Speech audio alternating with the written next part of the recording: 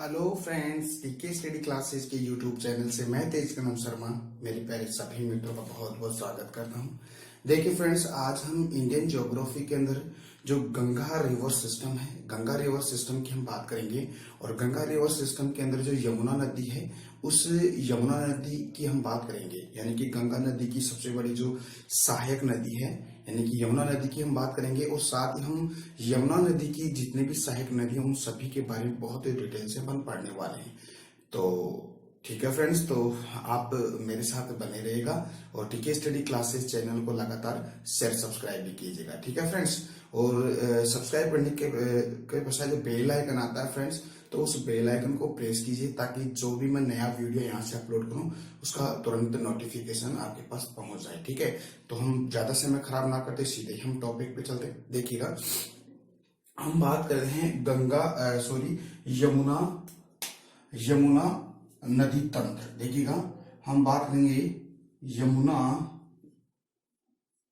नदी तंत्र की हम बात करेंगे, यानी कि यमुना रिवर सिस्टम की हम बात करने वाले हैं। देखिएगा, ये जो आपको ग्रीन लाइन दिखाई दे रही है, देखिए फ्रेंड्स, ये तो आपकी गंगा नदी है। ठीक है, और गंगा नदी के बाएं भाग से आकर मिलने वाली जो नदी है, रामगंगा, गोमती नदी, घाघरा, शारदा, गंडक और कोशी। और इसके दाहिने भाग से आकर मिलने वाली जो नदियां हैं वो है सोन नदी, दामोदर नदी और महानंदा के बारे में आपको पिछले वाले जो वीडियो में उसको बहुत ही डिटेल्स मैंने पढ़ा दिया। देखिएगा, एक नदी है आपकी जो यमुना नदी है, जो गंगा नदी की सबसे बड़ी दाहिने भाग कर आकर मिलने वाली नदी है आपकी यमुना नदी। ठीक है, तो आप ये भी कह सकते हो कि गंगा नदी की सबसे बड़ी सहायक नदी कौन सी है? यमुना नदी है। और ये किस दिशा से आकर मिलती है? यमुना नदी के अंदर, सॉरी गंगा नदी के अंदर ये दाहिने भाग से आकर मिलती है। कहां पर? यानी कि इलाहाबाद, यानी कि प्रयागराज में आकर गंगा नदी में ये मिल जाती है। देखिए फ्रेंड्स, यहां से हम बात करने वाले हैं यमुना नदी है। और यमुना नदी की जितनी भी सहायक नदी, जैसे टॉन्स नदी, हिंडन नदी है, काली, बनास, चंबल, काली सिंध, बेतवा और केन, पार्वती, ये सभी के बारे में डिटेल से हम पढ़ेंगे। ठीक है, तो यमुना नदी तंत्र यानी कि यमुना रिवर सिस्टम की हम बात करने वाले हैं। देखिएगा, यमुना रिवर सिस्टम की बात करेंगे। यमुना रिवर सिस्टम, हम यमुना रिवर सिस्टम की हम बात करेंगे। ठीक है फ्रेंड्स, देखिए यमुना रिवर सिस्टम में क्या क्या, सबसे हम जो यमुना नदी है, इस यमुना नदी की जो पौराणिक जो बातें हैं, यानी कि जो प्राचीन जो इसकी बातें हैं, उनकी हम डिटेल से हम चर्चा कर लेते हैं पहले। तो देखिए फ्रेंड्स, यमुना जो नदी है, ये भारत की सबसे पवित्र जो गंगा नदी है, उस गंगा नदी के समान ही हमारी यमुना नदी पवित्र मानी जाती है। यानी कि यमुना नदी गंगा नदी के समान ही पवित्र नदी ये मानी जाती है। और यमुना नदी यमराज की बहन कहलाती है। यानी कि जो यमराज है, यानी कि यमराज की बहन है। कहने का मतलब है कि यमुना और आपका जो यमराज है, दोनों क्या है? भाई बहन है। ठीक है, तो ये ध्यान दीजिएगा। और यमराज की ये बहन है और दोनों के जो पिता हैं वो है परम तेजस्वी। कौन है परम तेजस्वी? कौन है? सूर्य भगवान है, इसके पिता है। और उनकी जो माता का नाम है छाया, यानी कि सूर्य है। जो सूर्य है, यानी कि परम तेजस्वी सूर्य, ये तो गंगा और यमराज के पिता हैं। और उनकी अगर ये तो पिता हैं, ठीक है, और इनकी माता का नाम अगर देखें तो माता का नाम है छाया है। ठीक है, तो कहने का मतलब है आपकी यमुना नदी और यमराज ये दोनों क्या है? ये भाई और बहन है। यानी कहने का मतलब है ये क्या है? दोनों भाई और बहन है, यानी कि दोनों भाई बहन है। उनके जो पिताजी हैं ये तो कौन है? यानी कि सूर्य भगवान है। और माताजी कौन है? छाया है। इसको आप याद रखिएगा। ये पौराणिक कथा के बारे में बात बता रहा हूं। देखिएगा, जो यमुना के जो उपनाम है, अगर यमुना की अगर बात करें तो यमुना है, उनके उपनामों की अगर बात करें तो इसको सूर्य तनया भी कहते हैं और सूर्य पुत्री भी कहते हैं। देखिएगा, सूर्यजा कहा गया है इसको। देखिएगा, इसको सूर्यजा, ठीक है, सूर्यपुत्री,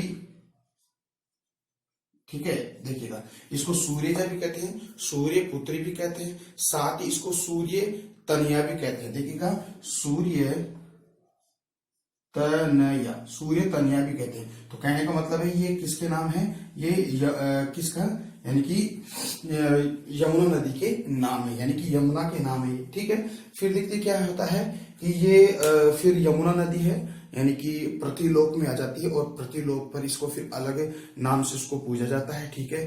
तो वो आगे की हम बात करेंगे। अब देखिएगा ये तो इसके पौराणिक कथा हो गई है। अब हम बात करते हैं यमुना नदी के उद्गम की, हम बात कर लेते हैं। देखिएगा गंगा यमुना नदी की बात अपन करते हैं, ओके। देखते हैं, देखिएगा ये यमुना नदी है। देखिएगा यमुना नदी की हम बात करते हैं, देखिए बहुत इंपॉर्टेंट है यमुना, ठीक है फ्रेंड्स, यमुना नदी है, ठीक है। यमुना नदी की बात अपन करते हैं, ओके। सबसे पहले हम इसकी खास खास बातों की हम चर्चा करेंगे, क्या क्या इसकी क्या क्या खास बात है, उन सभी के बारे में हम डिटेल से पढ़ने वाले हैं, ठीक है।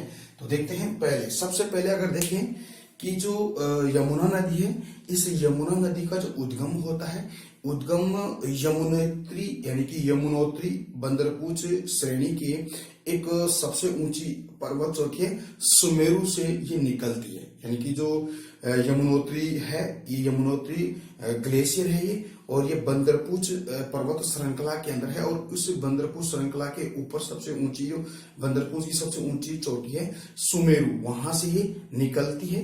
कहने का मतलब है कि बंदरपूछ की जो ऊंचाई है 6316 किलोमीटर इसकी ऊंचाई है, तो इसको याद रखिए। देखिएगा हम उद्गम की बात करते हैं, सबसे पहले हम बात करेंगे उद्गम की। देखिएगा किसकी बात करें, यमुना नदी की उद्गम की, उद्गम, ओके फ्रेंड्स। देखते हैं, देखिएगा उद्गम होता है यमुनोत्री ग्लेशियर। देखिएगा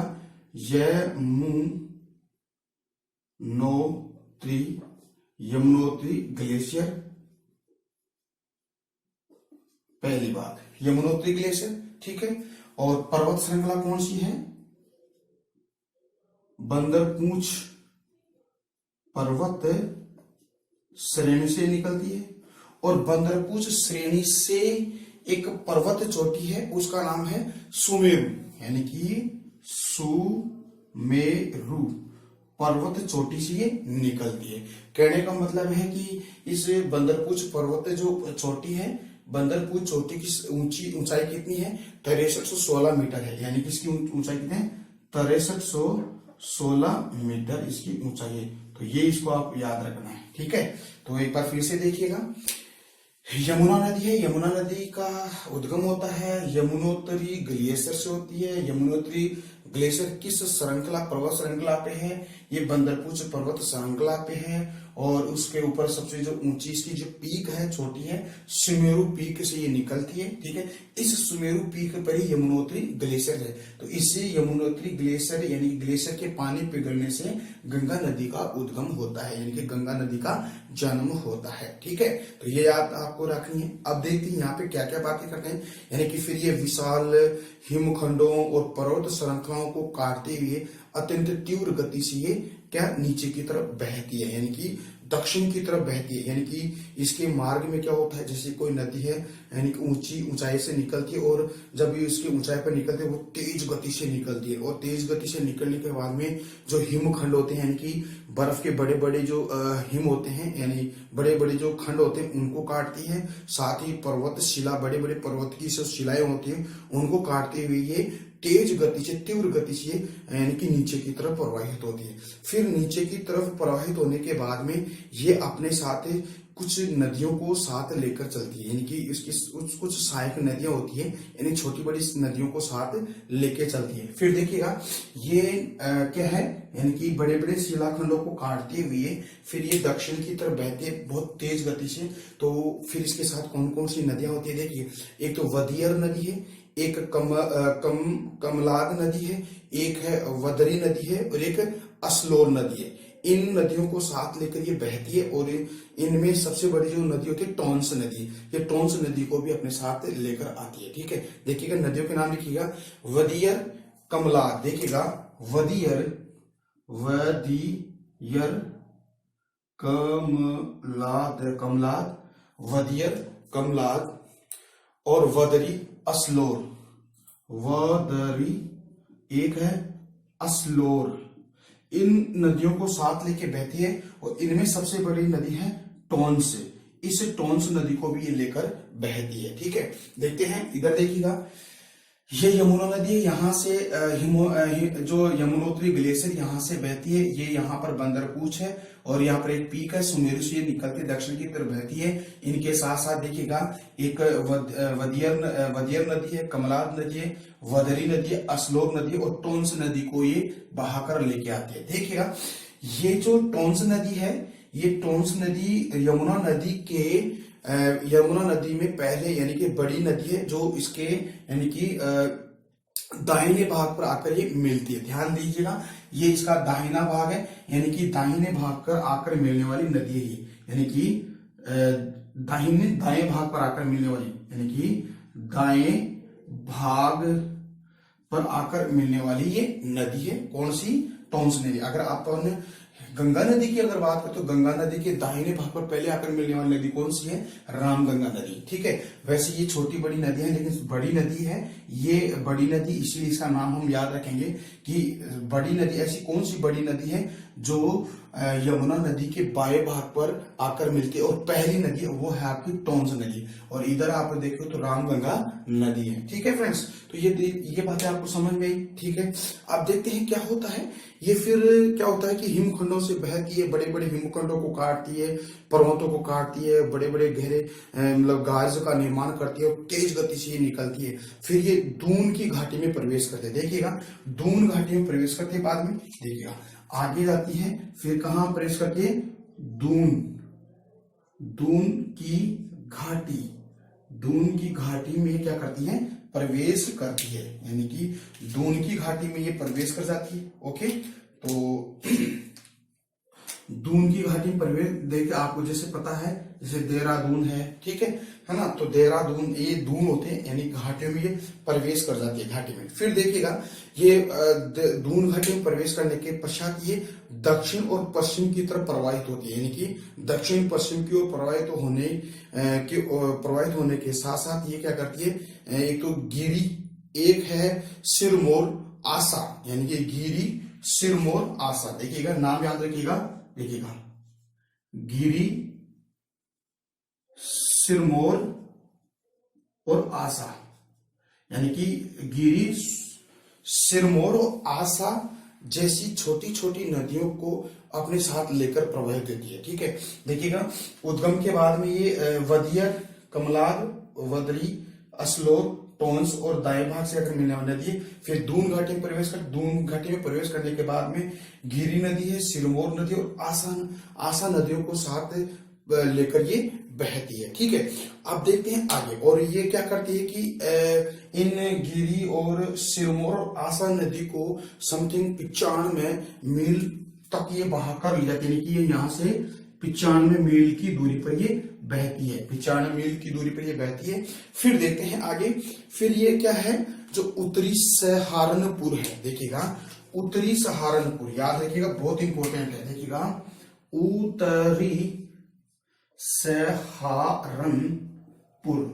उत्तरी सहारनपुर में ये पर्वतों में प्रवाहित होने के बाद में ये उत्तरी सहारनपुर में कहां कर जाती है? मैदानों में प्रवेश कर जाती है, यानी कि मैदान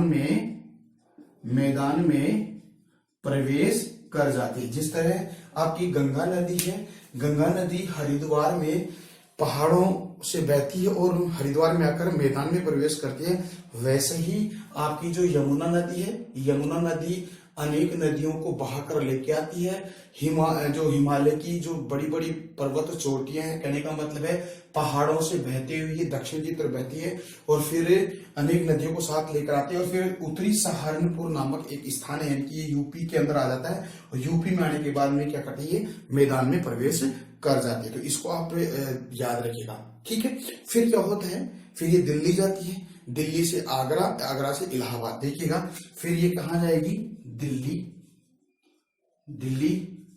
दिल्ली से कहां?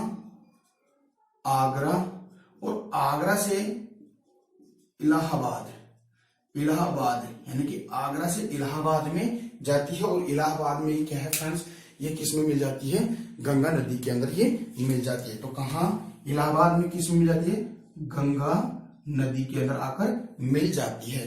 तो देखिए फ्रेंड्स, ये हमारी जो यमुना नदी, इसका ये रूट हो गया। एक बार फिर से देखिएगा, यमुना नदी है, यमुना नदी यमुनोत्री ग्लेशियर से निकलती है, और ग्लेशियर पर्वत जो बंदरपूंछ पर्वत श्रेणी है उसमें सुमेरु नामक चोटी है, वहां पर ये यमुनोत्री ग्लेशियर है, वहां से ये निकलती है, जिसकी ऊंचाई 6316 मीटर है। और फिर ये दक्षिण की तरफ यानी वदियर, कमलाद, वदरी और अस्लोर, टोंस नदियों को साथ बहाकर लेके आती है। फिर दून घाटी में प्रवेश करती है, और दून घाटी में प्रवेश करने के साथ ही गिरी, सिरमौर, आसा नामक नदियों को साथ लेके आती है। फिर ये क्या है, दक्षिण के अंदर आती है, और फिर उत्तरी सहारनपुर जो उत्तर प्रदेश में, वहां पर पहली बार मैदानों में ये प्रवेश कर जाते हैं। साथ ही फिर दिल्ली बहती है, दिल्ली के बाद आगरा जाती है, आगरा जाने के बाद में इलाहाबाद जाती है, और इलाहाबाद के अंदर क्या होता है फ्रेंड्स, इलाहाबाद में आकर आपकी इस यमुना गंगा नदी के अंदर यहाँ आकर मिल जाती है। तो ये फ्रेंड्स हो गया आपकी यमुना नदी का रूट हो गया। ओके, तो आप इसको देख लीजिएगा, देखिएगा। इसके अलावा और भी हम बातें बता देते हैं इसके अंदर आपको। देखिए, अब एक बार इसको स्टेट वाइज रूट बता देते हैं, इसकी कहाँ कहाँ जाती है। देखिएगा, स्टेट वाइज रूट बताते हैं, देखिएगा, इसको भी आप याद रख लीजिएगा। देखिएगा, यानी कि देखिएगा, फिर ये देखिएगा, सबसे पहले उत्तराखंड है, और देखिएगा यानी कि उद्गम से क्या है, उद्गम से ये जाती है कहाँ, पानीपत, पानीपत, पानीपत के बाद में ये सोनीपत, सोनीपत आपको, पानीपत और सोनीपत कहाँ है, हरियाणा में है, ठीक है। पानीपत, और आपको पता है पानीपत का युद्ध है, 3 युद्ध हुए हैं पानीपत के, ठीक है, यानी कि 1526 में, 1556 में, और 1671 में, ठीक है। तो याद रखिएगा, तो पानीपत, सोनीपत, फिर जाती है ये दिल्ली, फरीदाबाद, देखिएगा, फिर जाती है दिल्ली, दिल्ली, फिर जाती है फरीदाबाद, फरीदाबाद, देखिएगा, पानीपत, सोनीपत, दिल्ली, फरीदाबाद, और फरीदाबाद के बाद ये जाती है वल्लभगढ़, ठीक है, वल्लभगढ़ यानी कि मेरठ, यानी कि वल्लभगढ़ जाती है, वल्लभगढ़ यानी कि मेरठ में, वल्लभगढ़, मेरठ, फिर जाती है कहाँ, आपकी पलवल में, ठीक है, देखिएगा, पलवल, पलवल के बाद में जाएगी आपकी जो यमुना नदी, पलवल के बाद मथुरा, आगरा और इटावा, मथुरा, आगरा और इटावा, और इटावा में आपको पता है, इटावा में चंबल नदी आकर इसमें मिल जाती है। तो ठीक है, ये इटावा, ठीक है, इटावा है, ठीक है। तो ये हो गया आपका, इटावा के बाद में कहा जाएगी, ये इलाहाबाद में जाती है, और इलाहाबाद में किस में मिल जाती है, गंगा नदी में। तो ये रूट हो गया इसका, तो इसको याद रखिएगा ऐसे ही, ठीक है। अगली नदी की हम चर्चा करेंगे, ठीक है फ्रेंड्स। तो आगे देखते हैं, तो ओके, तो देखते हैं आगे की बात अपन करें, तो देखते हैं।